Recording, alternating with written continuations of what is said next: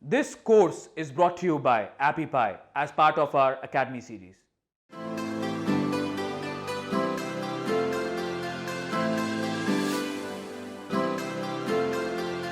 In this video, I'm going to talk about how most people approach the idea of building a business and compare that with lean principles. So the traditional way that most people think of when starting a business is first that they have to come up with a great idea. And usually this is an idea that they've been thinking about for a couple weeks or maybe even months, and they've perfected it in their head. Then, once they've come up with this great idea, they think that they need to get funding for their idea. And this is usually in the form of investment from a venture capitalist, an angel investor, or maybe family and friends.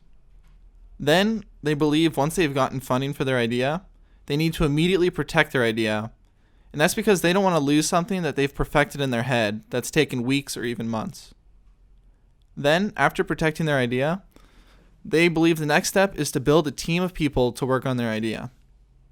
And finally, after that, they believe they will either get bought out or make a lot of money.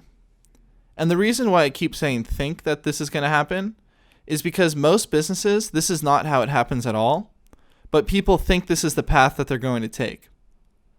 So there's a lot of problems with this mentality. And first of all, this mentality assumes that this person knows what their customer wants. They haven't interviewed or talked to any of their potential customers. They don't even interact with customers until they've built their final product and gone through all the other steps. Another problem with this mentality is this person will spend a lot of time chasing funding and building a team. And when it comes to outside investment, they're not going to get anything if they just have an idea. So that whole mentality that I need to create a perfect pitch just so I can get funding is really a waste of time that's not moving you forward. And finally, with this mentality, by the time that this person releases something, it's too late to make changes based on customer feedback. They've already built the team, gotten the funding, and spent a lot of time creating this final solution before they've had that interaction with their customer. Now, compare this with the lean mentality. And this mentality starts with asking potential customers what pains or problems they are already experiencing right now. And these are called pain points. And once we find a really good pain point, that's going to be the foundation of our business. So we keep doing these customer interviews until we find a common pain point that people are sharing. Then with that pain point, we're going to create a minimum viable product, also known as an MVP, that validates that pain. So what this means is, even though people have told us that they have a problem, this is still an assumption that we need to prove ourselves. And to do this, we're going to create a solution that takes the least amount of time or money investment possible. And what we're looking to do with the solution is see if this is a problem that we can solve, and also if this is a solution that people are willing to pay for. In other words, is this problem that people are having big enough that they'll be motivated to pay for a solution?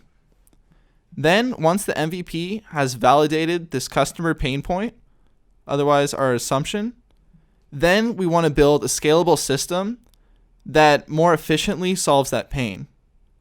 And what this allows us to do is build a business with confidence that once we build it, people are going to purchase our product or service because it solves a problem that we've already proved that it exists.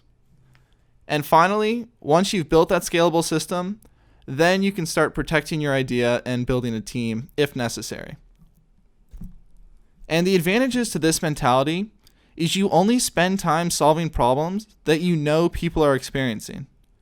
You're not spending time building a solution to a problem that exists in your head that you don't know if exists in the real world. So that's why it's important to do these customer interviews and not assume that we know what problems people are having. Another advantage is you don't waste time building a product that people aren't willing to pay for.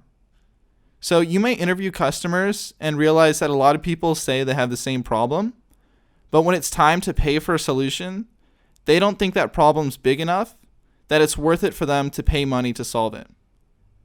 And finally, with this mentality, you can find ways to build your business without any money up front.